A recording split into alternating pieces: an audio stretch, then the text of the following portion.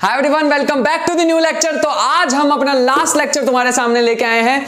तो मुझे पता है अभी थोड़ा टेंस सा माहौल चल रहा होगा, एग्जाम पास है, बट परेशानी लेने की कोई जरूरत नहीं है। अगर तुमने 2018 से लेके 2021 तक अगर तुमने सारे एग्जाम सॉल्व कर लिए, PYQ सॉल्व कर लिए, उसके कंप्यूटर साइंस के क्वेश्चन हो, इंग्लिश के क्वेश्चन हो या एप्टीट्यूड के क्वेश्चन हो, सारे अगर तुमने सॉल्व कर लिए, प्लस मैथमेटिक्स, और साथ ही जो मैंने 3 मॉक टेस्ट दिए हैं, 3 मॉक टेस्ट, प्लस में आज का जो लेक्चर है मैं 6-7 कुछ क्वेश्चन लेके आऊं, 20 मिनट का ही लेक्चर रहने वाला आज का।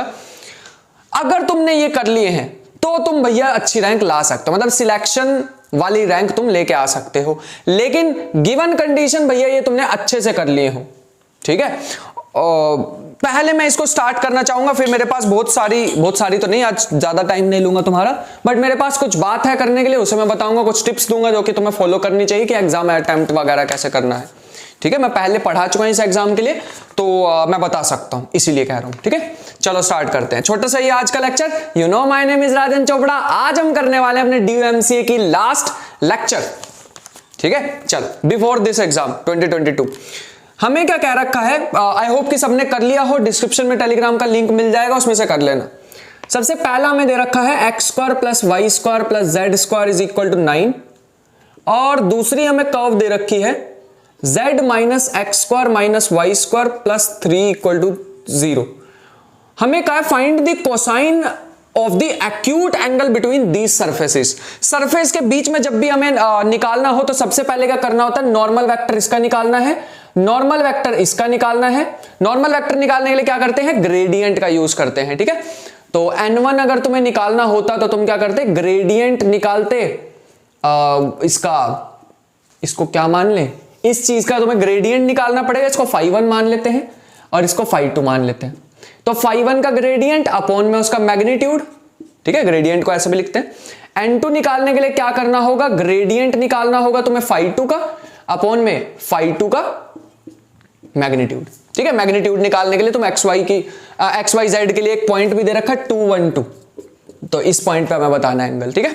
बस कुछ भी नहीं है इसमें, तो ग्रेडियंट निकाल लेते हैं और क्वेश्चन हमारा ऑलमोस्ट खत्म हो जाएगा, ठीक। यहां पे अगर तुम ग्रेडियंट निकाल लोगे तो ये हमारे पास आ जाएगा, this will comes out to be, gradient निकालो। ग्रेडियंट का फॉर्मूला क्या होता है पहले मैं बता देता हूं, del/del x i cap plus del/del y j cap plus del/del z k cap, ठीक है।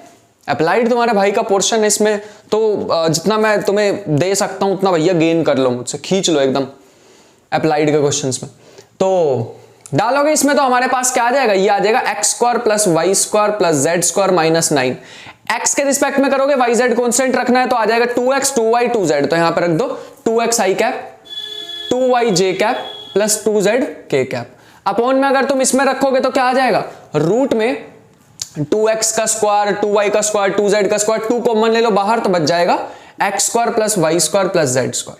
एक बार थोड़ा सा करके देखना यार, मैग्नीट्यूड का मतलब होता है इसका तुम स्क्वायर कर दो ऐसे रूट में, पहले का स्क्वायर, दूसरे का स्क्वायर, तीसरे का स्क्वायर। आई होप कि थोड़ा थोड़ा बेसिक क्लियर हो, ठीक है। बस यहां से 2 कॉमन लेके कैंसिल हो जाएगा, x y z की वैल्यू तो इन्होंने 2, 1, 2 दे रखी है, 2, 1, 2 डालोगे तो 2i cap plus j cap plus 2k cap, upon में आ जाएगा 3, 2 का स्क्वायर होता है 4, 1 का 1, 2 का स्क्वायर 4, तो 3 आ जाएगा, ये बन रहा है पहले वाला।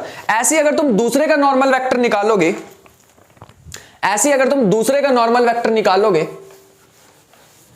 तो वो भी हमारे पास कुछ आ जाएगा ऐसे, यहां लिख लेते हैं n2। अब मैं इसको थोड़ा सा डायरेक्ट करना चाहूंगा, ठीक है। ग्रेडियंट हमारे पास आ जाएगा इसका माइनस के 2x i कैप माइनस के 2y j कैप प्लस में k कैप, अपॉन में 9 ही आ जाएगा इसमें भी, है ना। नहीं, रुको, इसमें कुछ ऐसा आएगा 2x² प्लस 2y² प्लस 1 का स्क्वायर। XYZ की वैल्यू डाल दो 2, 1, 2, तो ये आ जाएगी माइनस के 4i कैप माइनस के 4j कैप प्लस में k कैप, नहीं 2, 1, 2 डालना था ना, तो यहां पे 2 ही रहेगा, अपॉन में x की जगह 2, y की जगह 1 और z की जगह 2, z तो है ही नहीं, तो ये बच जाएगा 4 का स्क्वायर 16 प्लस 2 का square 4 plus 1 which comes out to be 21। तो माइनस के 4i कैप प्लस माइनस के 2j कैप के कैप। मुझसे बहुत ज्यादा स्पीड हो सकती है तुम्हारी, मुझे साथ साथ थोड़ा थोड़ा समझाना भी पड़ रहा है इसलिए टाइम लग रहा है। दोनों का डॉट प्रोडक्ट ले लो, खत्म हो जाएगा। कॉस थीटा होता है n1 cap dot n2 cap, dot n2 cap. Question खत्म हो चुका है, बस इतना ही था और कुछ नहीं है, ठीक है। डॉट प्रोडक्ट लेंगे तो क्या होगा, ये 3 को 21 से करो, इसको तो नीचे ही रख दो 3√21, ठीक है। और इसका डॉट प्रोडक्ट लेंगे तो 2 को 4 से करोगे तो -8, 1 को डॉट प्रोडक्ट तो आता है ना, i को i के साथ, j को j के साथ, k को k के साथ। -2 को 1 से करेंगे तो -2 प्लस में 2, ये खत्म हो गया, बचेगा 8/3√21। C is the option, C is the option. थोड़ा बड़ा सा था तो मैं इसके लिए जगह बना लेता हूं अगले क्वेश्चन के लिए। आसान क्वेश्चन है, अगले वाला और भी आसान मैंने दिया था, मतलब आसान तो नहीं कहेंगे बट हाँ हो सकता था ये क्वेश्चन एग्जाम में बैठ के, इतना मुश्किल नहीं था। और ऐसा सिमिलर क्वेश्चन देखना तुम्हें एग्जाम में दिख जाएगा। चलो आगे चलते हैं। आर दिया हुआ हमें एक्स आई कैप, वाई जे cap, Z K cap, position vector भी कहते हैं इसे। आर का मतलब है मैग्नीट्यूड ऑफ आर, और एफ हमें दे रखा है, एफ ऑफ आर दे रखा है लॉग ऑफ आर। जी हमें दे रखा है 1/r, r is not equal to 0 obviously. Gradient बताना है, सो ये हमारे पास आ जाएगा, हमें कैलकुलेट करना है 2 times del f plus HR del g। बाकी सारी वैल्यू दी हुई है, HR की वैल्यू फाइंड आउट करनी है। एक चीज ध्यान में रख लेना, अगर तुम f की डिफरेंशिएशन करोगे तो मतलब इसकी डिफरेंशिएशन करोगे r के रिस्पेक्ट में तो आ जाएगा 1/r, लेकिन r की दोबारा तुम्हें डिफरेंशिएशन करनी है। तो एक चीज याद रखना, जब भी तुम del ऑफ r करने वाले हो तो उसका हमारे पास क्या आंसर आता है वो तुम्हें ध्यान रखना पड़ेगा। ये हमारे पास आंसर आता है r वेक्टर अपॉन में r। बहुत इंपॉर्टेंट है, पहले ही बता दिया।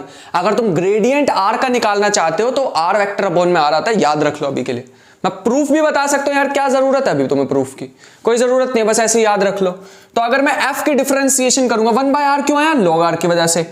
ये क्यों आया, ये क्यों आया, ये रिजल्ट हमें याद रखना ग्रेडियंट का। अभी मैं अगर एक्सप्लेन करने चलूंगा तो मुश्किल हो जाएगी, याद रख लो, एग्जाम में काम आएगा। इसके जैसे और भी बहुत सारे रिजल्ट्स हैं, तो मैं डिस्क्रिप्शन में एक वीडियो को डाल दूंगा, उसको ध्यान से देख लेना, ठीक है। ग्रेडियंट, कर्ल वगैरह वगैरह सब है उसमें। यह हमारे पास आ जाएगा r वेक्टर अपॉन में r स्क्वायर। अगर हम यहां पे देखेंगे 1/r की डिफरेंशिएशन क्या होती है, -1/r स्क्वायर, और साथ में r वेक्टर क्या हुआ, अच्छा r की हो जाएगी, ये तो हमेशा साथ में ही आता है, ठीक है। 1/r की हो जाएगी -1/r स्क्वायर, और फिर r की क्या होगी, जैसे यहां पे r की हुई थी r वेक्टर बाय r, मैंने यहां भी लिख दिया।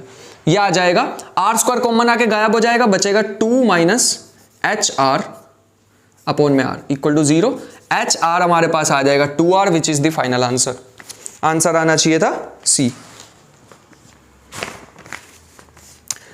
नेक्स्ट क्वेश्चन हमें दे रखा है, ग्रीन्स थ्योरम का क्वेश्चन है। बाउंड्री इंटीग्रल हमें बताना है, मैं यहां लिख देता हूं। इंटीग्रल हमें कैलकुलेट करके बताना है y dx plus 2x dy, closed integral है, और इंटीग्रेशन का हमें दे रखा है -1 से 1 y है, और ये है 0 से लेके 1 - y स्क्वायर तक, ठीक है। यही दे रखा ना, हाँ यही है, -1 से 1, 0 से 1, ठीक है, बढ़िया। तो इस इंटीग्रेशन को तो यार मुझे तो नहीं करना आता, तुम्हें आता हो तो मेरे को जरूर बताना। मैं तो यहाँ पे ग्रेडियंट वो करने वाला हूं, इसमें ग्रीन्स थ्योरम लगाने वाला हूं। ग्रीन्स थ्योरम क्या कहती है, इसकी डिफरेंशिएशन करो partially with respect to x, कितनी आ जाएगी 2। इसकी डिफरेंशिएशन करो partially with respect to y, तो ये आ जाएगी -1। दोनों को सब्ट्रैक्ट करना है और साथ में dA आ जाएगा, ठीक है। ये एक बार अगर तुम्हें ग्रीन्स थ्योरम नहीं आती है, डिस्क्रिप्शन में मैं लिंक डाल दूंगा, वहां से देख लेना। बस खत्म हो चुका है ऑलमोस्ट। dx dy डाल दो यहाँ पे, और x की लिमिट यहां से दे रखी है 0 से 1 - y स्क्वायर। अच्छा ये वाला अगर तुम्हें नहीं समझ आया, जो भी y के साथ होता है उसकी डिफरेंशिएशन करनी होती है x के रिस्पेक्ट में। इसे m बोलते हैं, n बोलते हैं, n, इसे m बोलते हैं। तो मैं एक फॉर्मूला लिख ही देता हूं, एम डी एक्स प्लस में N D Y is equal to, ये होता है double integration del N upon del X minus del M by del Y into में डी ए का मतलब डी एक्स डी वाई। बस खत्म हो गया क्वेश्चन। 0 से 1 माइनस वाई स्क्वायर और -1 से 1। इसका आंसर जो है आना चाहिए था 4/3। करके देख लेना, 4/3 आ जाएगा। ठीक है, छोटा सा ही क्वेश्चन था, मुश्किल नहीं था, वरना मैं पूरा डिटेल में घुसता इसकी। चलो बढ़िया भैया। अच्छा,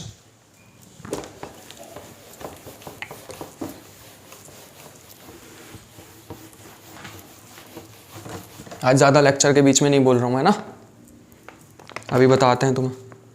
फ्लक्स दे रखा है, मतलब तुम्हें एक वेक्टर फंक्शन दे रखा है, वेक्टर फील्ड दे रखी है 2πx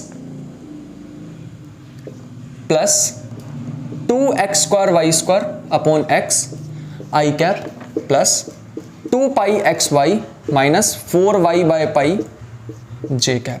यह हमें दे रखा है। Along the outward normal across the ellipse is equal to, इसका हमें फ्लक्स बताना है और हमें एक एलिप्स की इक्वेशन दे रखी है ऐसा कुछ। ठीक है, अगर तुम इसको एलिप्स बनाना चाहते हो तो ऐसे बना लो, वैसे जरूरत नहीं है यार, हमें पोलर कोऑर्डिनेट्स में मुझे चेंज करना है, तो मैं बता देता हूं इसको पोलर कोऑर्डिनेट्स में कैसे चेंज करो। पहली बात तो फ्लक्स निकालने के लिए तुम्हें इसका ट्रिपल इंटीग्रल करना पड़ेगा। मेरे को नहीं चाहिए यार ट्रिपल। फ्लक्स निकालने के लिए तुम एक काम करो, फ्लक्स निकालना ना, डाइवर्जेंस थ्योरम लगा लो यार, सबसे बढ़िया। डाइवर्जेंस ऑफ, डाइवर्जेंस पता ना क्या होता है, ऐसा कुछ इनटू में डी एक्स डी वाई। लेकिन मैं इसको पोलर कोऑर्डिनेट्स में बदलूंगा वरना बहुत टफ हो जाएगा। देखो इसको कैसे करते हैं। इसका मतलब क्या होता है भैया, इसका मतलब बता देते हैं, del by del x I cap del by del y J cap dot product with f 2πx plus 2x² y² upon x, x ही है ना अपॉन में, pi i cap plus 2πxy minus 4y by pi j cap. Double integration,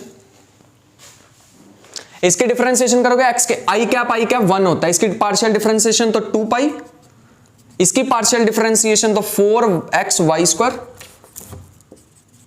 upon में पाई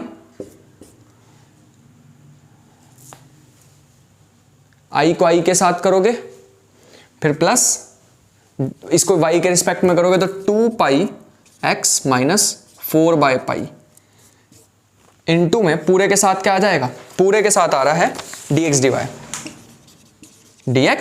खत्म हो गया almost question. यार भैया मुश्किल लग रहा है, मजा नहीं आ रहा। अभी तो ये कर्व भी है, इस कर्व के अब ऊपर निकालना है, इस कर्व के अक्रॉस निकालना है, तो क्या करें। तो एक काम करते हैं, इसके लिए मैं ना इसको पोलर कोऑर्डिनेट्स में चेंज करूंगा। तो ये x equal to 2r cos theta और y equal to half r sin theta. Put करके देखना सेटिस्फाई कर रहा है। इसमें पुट करेंगे तो 4r² cos² थीटा, इसमें पुट करेंगे तो 4r² cos² theta, put satisfy कर जाएगा। ये सारी वैल्यू उठाओ, इसमें डाल दो, x और y की जगह ये वैल्यू डाल दो, बस खत्म हो गया क्वेश्चन। ठीक है, हमें पता है भैया, एक बात हमें पता है कि यहां पे r जो होता है किसके किसके बीच में होगा, 0 से लेके 1 तक के बीच में होगा। लेकिन अरे 4 को नीचे लेके जाओगे ना यार, एलिप्स की इक्वेशन बना के दिखाता हूं। और थीटा कहां से कहां वेरी करता है, थीटा वेरी करता है 0 से लेके पाई 2π तक, 0 से 2π तक। मैं दिखाता हूं इसमें एक चीज, x² प्लस 16y² अपॉन में 4 अपॉन में 4 इक्वल टू 1, x² अपॉन में 2 का स्क्वायर प्लस y² अपॉन में 1/2 का स्क्वायर इक्वल टू 1। ठीक है, तो ये वाला 1 हमने यहां पे लिया हुआ, समझ में आया। बस इसकी इंटीग्रेशन कर दो, इस dx dy को हटाना, dx dy को बाद में हटाना। पहले यहां पे x की जगह रखना r 2r cos theta, y की जगह रखना half r sin theta.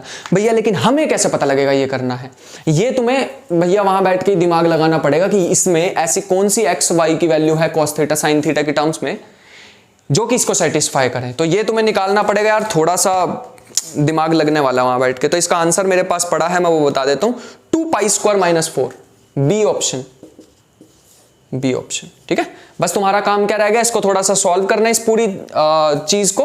Limit यहां पे लगा देना, ये dx dy रिप्लेस हो जाएंगे r dr d थीटा से, और ये लिमिट्स रिप्लेस हो जाएंगी 0 से 1, 0 से 2 पाई, बस बाकी कर लेना। नेक्स्ट पे चलते हैं। नेक्स्ट हमें बड़ा खतरनाक सा क्वेश्चन दे रखा था, लेकिन हम उसको इजी बना लेंगे गॉस डाइवर्जेंस थ्योरम से। मैं दिखाता हूं मैं क्या कहना चाह रहा हूं।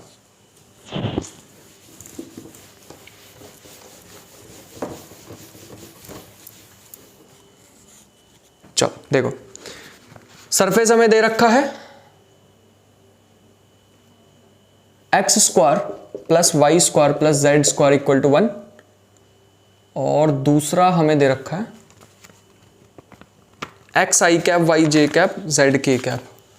आई होप कि यही दे रखा हो यार, थोड़ा ब्लर हो रखा है इसमें। ये दे रखा है, हमें निकालना है double integration F dot N cap into D S. Gauss divergence theorem का क्वेश्चन है, हमें इस पे जाना ही नहीं है, हमें तो ट्रिपल इंटीग्रल निकाल लेना है। गॉस डाइवर्जेंस थ्योरम का कहते हैं अगर तुम डबल इंटीग्रेशन को चेंज करना चाहते हो ट्रिपल इंटीग्रल में, तो तुम्हें सिंपल यहां पर डाइवर्जेंस करना पड़ेगा एफ के साथ। डाइवर्जेंस ऑफ एफ हमें पता है भैया क्या होता है, अभी अभी आपने निकाल के दिखाया, हम निकाल लेंगे अब। डीवी का मतलब क्या होता है? डीवी का मतलब भैया होता है dx dy dz। पहले मेरे को यहां बताओ क्या होगा, यहां बताओ क्या होगा। अगर भैया हम यहां पे ध्यान से देखें, अच्छा कौन सी शेप दे रखी है, यहां में कौन सी शेप दे रखी है भैया? ये तो स्फेयर है, ये तो स्फेयर है। और ये वॉल्यूम किसकी निकालनी? स्फेयर की। पहले तुम ये वाली चीज निकाल लो, ये वाली चीज निकाल लो। यहां कितनी आ जाएगी? x के डिफरेंशिएशन करेंगे तो 1, आई कैप से आई कैप ऐसे होगा यार, आई कैप से आई कैप खत्म हो जाएगा, आई कैप से आई कैप देखना भी खत्म हो जाएगा। ये आया इनटू में dx dy dz, ठीक है। आई कैप से आई कैप खत्म हो जाएगा, x की डिफरेंशिएशन होगी 1, y की भी होगी 1, z की भी होगी 1, 1 1 1 3, तो 3 को बाहर निकाल लो। अब ये जो चीज बची है क्या है? दिस इज भैया, this is the triple integral. ये वॉल्यूम देता है, किसका वॉल्यूम निकालना है? स्फेयर का। स्फेयर का वॉल्यूम भैया हमें वैसे ही पता है, हम क्यों इंटीग्रेशन करें 4/3 पाई r क्यूब। लेकिन यहां r कितना दे रखा है? r ये होती है रेडियस 1 का स्क्वायर। तो भैया मेरे ख्याल से आंसर आना चाहिए 4 pi, which is option number D, option D. दो डिफरेंशियल इक्वेशन के क्वेश्चन दिए थे, क्योंकि प्रीवियस ईयर में वो भी आ रहे हैं। एप्लीकेशन ऑफ डिफरेंशियल इक्वेशन के क्वेश्चन दिए थे। एक मैंने तुम्हें दिया था बैक्टीरिया वाला क्वेश्चन, और दूसरा मैंने तुम्हें क्वेश्चन दिया था रेडियो एक्टिव डिके का, ठीक है। तो एक बायोलॉजी का और एक फिजिक्स का क्वेश्चन। इसमें क्या रखा है? In a certain culture of bacteria the rate of increase is proportional to the number present.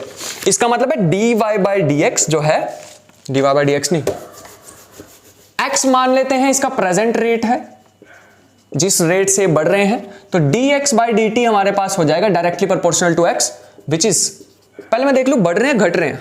बढ़ रहे होंगे तो पॉजिटिव, घट रहे होंगे तो नेगेटिव। यह आ जाएगा kx, ठीक है। दोनों साइड सॉल्व करना पड़ेगा। dx by x is equal to k dt, easy सी डिफरेंशियल इक्वेशन है, तो यहां बन जाएगा log x is equal to kt plus c। ये बन गया हमारे पास। अब तुम्हें क्या करना है? log को इधर भेज दो, या अभी थोड़ी देर के लिए एम भी रखो, कंडीशंस पढ़ते हैं कुछ दी हुई है तो। If it is found that the number doubles in 4 hours, number जो है डबल हो जाता है 4 आवर्स में, तो पहले एक काम करते हैं, मेरे को नहीं पता इनिशियली कितना, तो इनिशियली x नॉट मान लेते हैं। इफ t इक्वल टू 0 पे x नॉट है, तो क्या होगा? log x not is equal to t0 c की वैल्यू वापस डाल दो। अरे इनिशियल कंडीशन पुट किया, t की जगह 0 पुट करोगे खत्म, x की जगह x नॉट, c की वैल्यू ऊपर डाल दो, तो log x kt प्लस में log x नॉट। अगर बहुत तेज लग रहा है तो टाइम तुम्हारे पास नहीं, मेरे पास तो बहुत है। यह आ जाएगा log x upon x not, log a minus log b की प्रॉपर्टी kt। यहां से x क्या आ जाएगा? x आ जाएगा x नॉट e की पावर kt। चल अब आगे का क्वेश्चन हम पढ़ सकते हैं। लेट अस से क्वेश्चन नंबर 1। सबसे पहले क्या रखा है? रेट जो है वो डबल हो जाता है, x की वैल्यू 2x नॉट बन जाती है। ये इनिशियल वैल्यू थी, इनिशियल, ठीक है। ये डबल हो जाती है when t is equal to 4, t की वैल्यू 4 पे डबल हो जाती है। तो पहले log को मैं वापस लाना चाहूंगा, ठीक है, यही वाली इक्वेशन यूज करना चाहूंगा। तो आ जाएगा log 2x not upon x not is equal to 4k। यहां से आ जाएगा log 2 इक्वल टू 4k, ये तो आएगा। k की वैल्यू आ गई 1/4 log 2, k की वैल्यू भी मिल चुकी है। अब तो हमारा क्वेश्चन हो जाएगा, इसमें डाल दो x equal to X not e की पावर 1/4 log 2 t। यहां तक तो कोई इशू नहीं यार, log में ही रख लेते हैं इसे, क्यों ही हम e की पावर में लेके जाएं, यही रख लो इसे। log x upon X not equal to 1/4 log 2 t। मुश्किल हो जाएगा क्वेश्चन। अब इन्होंने पूछ रखा है find the number of times the bacteria are increased in 12 hours. तो 12 आवर्स में कितना इंक्रीज हो जाएगा वो हमें निकालना है। तो बस खत्म हो गया almost. log x upon X not, simple सा है, बस यहां पे 12 डाल दो, खत्म हो जाएगा क्वेश्चन। 12, तो ये हो जाएगा log x upon X not is equal to 3 log 2 log x upon X not. 3 ऊपर चला जाता है पावर में तो ये आ जाएगा log 2 की पावर 3 8 होता है ना। log से log कट जाएगा, किसी को बताना मत, वैसे एंटी log लेते हैं। x upon X not is equal to 8, x is equal to sorry X not 8 times X not, मतलब 8 गुना बढ़ जाएगा बैक्टीरिया। 12 घंटे में 8 गुना बढ़ जाएगा, 12 घंटे में 8 गुना बढ़ जाएगा। This is the final answer. ठीक है, आसान था क्वेश्चन, ठीक, बढ़िया, बहुत अच्छे, इजी क्वेश्चन था। ऐसा ही एक मेरे पास और भी क्वेश्चन मैंने दिया था तुम्हें, बिल्कुल ditto same. The rate of disintegration, disintegration मतलब टूटना, कम होना। कम होने का मतलब है dn अपॉन dt ले लेते हैं, ये है रेट ऑफ जितने बचे हैं पार्टिकल, ठीक है, ये वो है जितने बचे हैं डिसइंटीग्रेशन होके, equal to minus K kn। Same question है बिल्कुल, इसमें भी क्या है, directly proportional to initial number, directly proportional to its rate. ठीक है, यहां दिख नहीं रहा यार, ये तो m भी ले सकते थे, मैंने ऐसे ही n ले लिया, m ले लो, इसको मास मान लो इसको। और माइनस क्यों लगाया, क्योंकि डिक्रीज हो रहा है, पहले में इंक्रीज हो रहा था इसलिए पॉजिटिव लगाया। बिल्कुल डिट्टो सेम है, यहां तक मेरे ख्याल से तुम पहुंचा दोगे पिछले क्वेश्चन से, ऐसा ही बिल्कुल जो पीछे किया था ना, बिल्कुल सेम है, जैसा पिछले में किया था वैसा ही है। इसमें इनिशियल दे रखा है 1.5 है, ठीक है, t इक्वल टू 0 पे m की वैल्यू जो है वो 1.5 है, 1.5 है, ठीक है।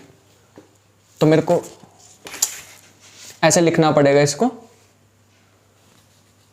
पहले सॉल्व भी कर लेते हैं। dm अपॉन में m equal to minus k k dt log m is equal to minus k k t plus में c। इनिशियली हमें दे रखे हैं 1.5, तो इसको लिख लेते हैं 1.5 इक्वल टू 0 खत्म c। c की वैल्यू मिल चुकी है, वापस डाल दो, तो log m equal to minus k k t plus में log 1.5। यहां तक मेरे ख्याल से कोई भी इशू नहीं। 1.5 को 3/2 लिख लो,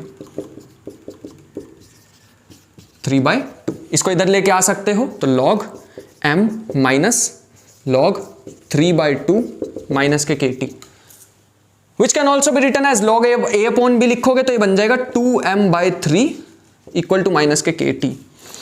ठीक है भैया, बहुत अच्छे। when m equal to, when mass is 0.5, find the time, find the time when it becomes half। मास को 0.5 करना है तो ये बन जाएगा ln, एक मिनट रुको, इसमें k की वैल्यू कहां है, मास की वैल्यू दी हुई है 0.5, 0.5 मतलब 1/2, तो 2/3, 0.5 का मतलब 1/2, मास हो गया है हाफ, तो माइनस के k, t नहीं बताया हुआ हमें, t की वैल्यू, सॉरी k की वैल्यू के लिए कोई कंडीशन नहीं दिया हमें। चलो देखते हैं क्या होता, लेट्स सी।